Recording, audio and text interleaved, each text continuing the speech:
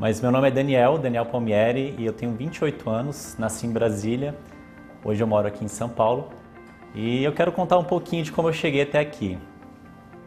Desde pequeno, se não me engano com 15 ou 16 anos, eu tive uma primeira virada, vamos dizer assim, muito novo, porque eu morava em Brasília, como eu disse, e eu precisava no meu dia a dia fazer algumas coisas com os meus amigos, às vezes ir para uma lan house, que na época estava em alta, né, jogar os meus joguinhos, comprar meu álbum de figurinhas. E às vezes eu não tinha meus pais por perto, né, assim, para falar, pai, me dá 10 reais, me dá 5 reais. E aí, poxa, eu falei, nossa, mas e se eu fizesse alguma coisa que eu pudesse ter meus dinheirinhos ali, meus 10, 15 reais?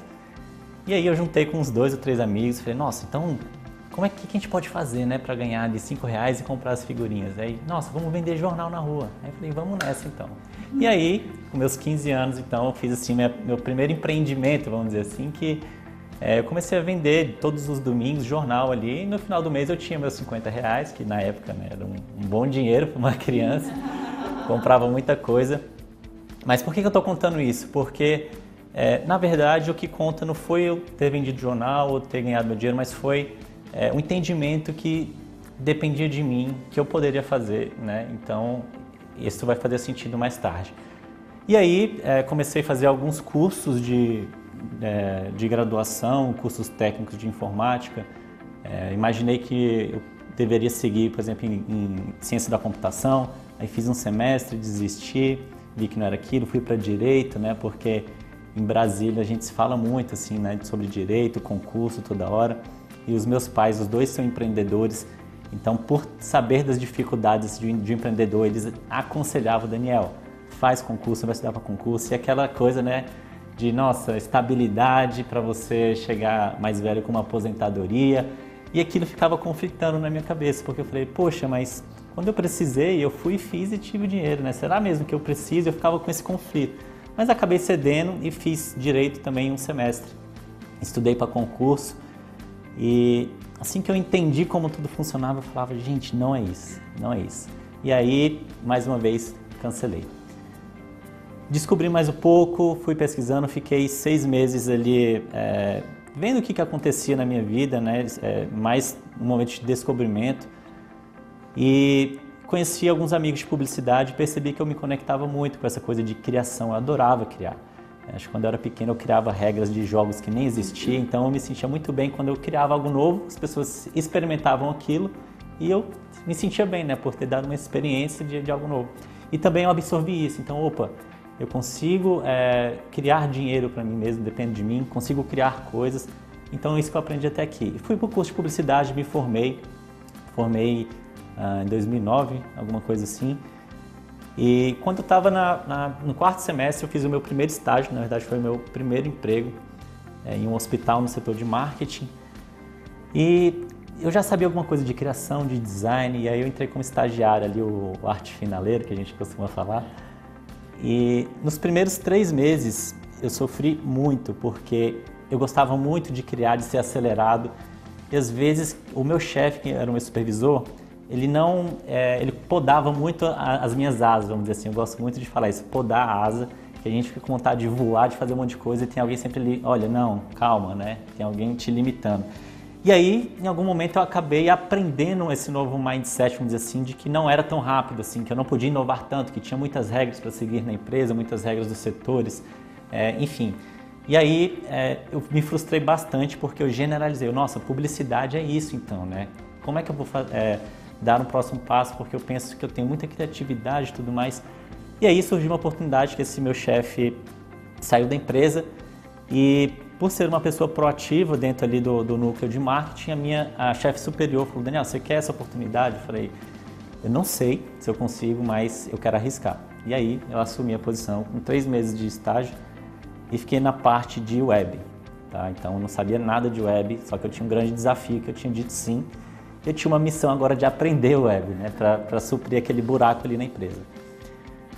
E depois de mais 3 meses nessa posição, eu aprendi um pouco sobre o web, que era no momento ali uma grande novidade para a publicidade. Eu fiz alguns trabalhos de freelancer e esses trabalhos, acho que eu fiz 2 trabalhos no mês, eles me pagaram 4 vezes o que eu ganhava ali como na empresa, né? Na minha função. E essa foi a segunda viradinha de chave, porque eu falei, nossa, quer dizer que eu posso trabalhar para pessoas diretas, né, e ter um negócio e não para empresas, as quais eu não concordo com muitas regras. E aí deu aquele outro estalo. E nesse momento eu estava lendo muitos livros sobre empreendedorismo, estava com muita sede desse assunto e buscava realmente, no máximo ali, falar, nossa, agora é a hora de errar. Eu sempre tive isso comigo, errar rápido, eu preciso errar rápido para acertar mais rápido. E aí, com 6 meses de empresa, eu falei para minha chefe, olha, chefe, eu estou saindo porque eu estou abrindo uma empresa. Ela, mas você é doido, você não tem experiência. Eu falei, poxa, mas eu tenho 2 clientes, isso para mim já vale, né? Então eu tinha 2 clientes. E fui. No momento que eu saí, a minha chefe resolveu me contratar, ao invés de contratar outra pessoa. Então, na verdade, eu estava com 3 clientes. Então, nisso tudo, eu aprendi que o empreendedorismo, ele poderia substituir a vida que eu tinha de funcionário, o qual era muito infeliz devido às limitações. Às vezes eu não tinha uma oportunidade, eu queria fazer de uma forma que eu achava que tinha certeza que era correto, mas devido a alguém ou algumas regras da empresa eu não poderia fazer.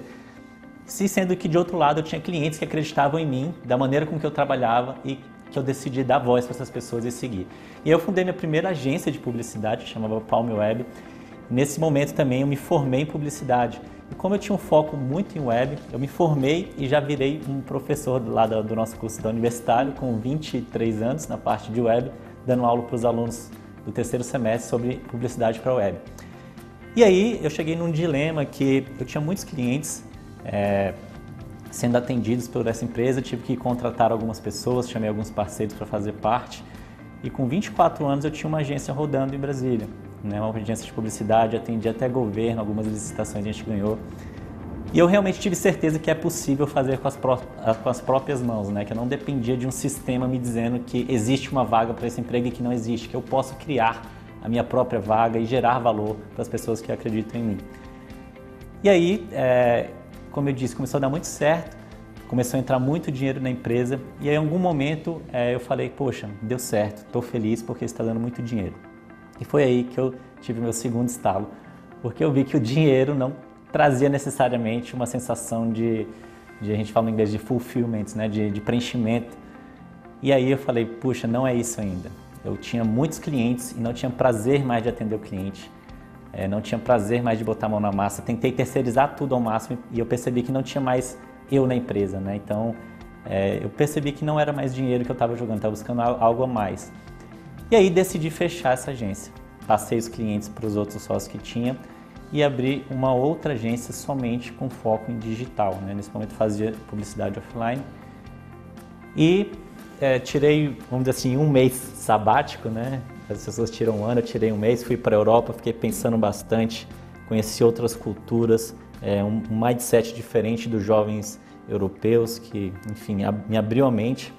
E quando eu voltei, eu falei, não, são as pessoas que estão trabalhando comigo que estão me deixando nesse mindset errado. E eu pensei que eu poderia substituir as pessoas e começar do zero.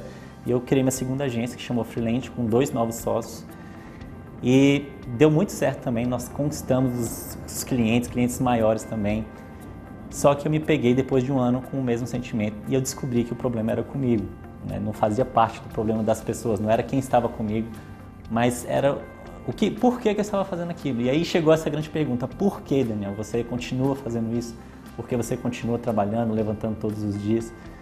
E aí eu pedi desculpa mais uma vez para os meus sócios, falei, olha, eu sinto muito, está dando muito certo, vocês fiquem com os clientes, mas tá aqui a minha parte também. E eu fechei essa última agência.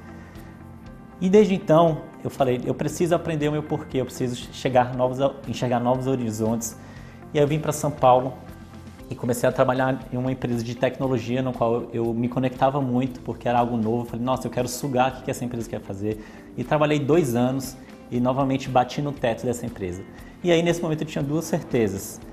Que eu não conseguia mais ser funcionário, tá? Porque sempre eu era limitado por alguma regra ou alguma pessoa dentro da empresa.